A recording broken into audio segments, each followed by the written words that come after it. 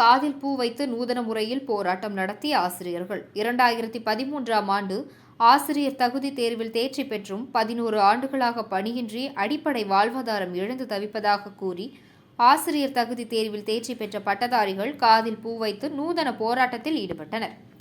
2013ஆம் ஆண்டு ஆசிரியர் தகுதி தேர்வில் தேர்ச்சி பெற்றோர் நலசங்கத்தினர் சார்பில் 500க்கும் மேற்பட்ட ஆசிரியர் தகுதி தேர்வில் தேர்ச்சி பெற்ற பட்டதாரிகள் ஈரோடு காளைமாட்டு சிலை அருகே கவன ஈர்ப்பு ஆர்ப்பாட்டத்தில் ஈடுபட்டனர். இதில் அரசாணை எண் 149 மறுநியமன போட்டித் தேர்வு முற்றிலும் நீக்கிட வேண்டும், திமுக தேர்தல் அறிக்கை 177 உடனடியாக நிறைவேற்றவும், முறைசாரா பணியாளர்களுக்காக வாழ்வாதாரம் இழந்து தவிக்கும் பாதிக்கப்பட்ட 40,000 ஆசிரியர்களுக்கு குறைந்தபட்ச கரும்பலகை சுத்தம் செய்யும் பணி வாய்ப்பையாவது வழங்கிட வேண்டும் போன்ற கோரிக்கைகளை வலியுறுத்தி ஆர்ப்பாட்டத்தில் ஈடுபட்டனர்.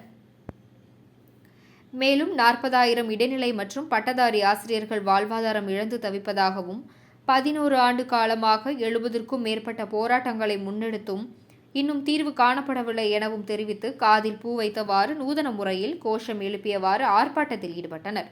நலசங்கத்தின் தலைவர் இளங்கோவன் தலைமையில் நடைபெற்ற இந்த ஆர்ப்பாட்டத்தில் தமிழகம் முழுவதும் இருந்து வந்திருக்கக்கூடிய 500க்கும் மேற்பட்ட ஆண் மற்றும் பெண் பட்டதாரிகள் இந்த ஆர்ப்பாட்டத்தில் நூதன முறையில் காதில் பூ வைத்துக் கொண்டு கோஷங்களை எழுப்பி ஆர்ப்பாட்டம் நடத்தினர்.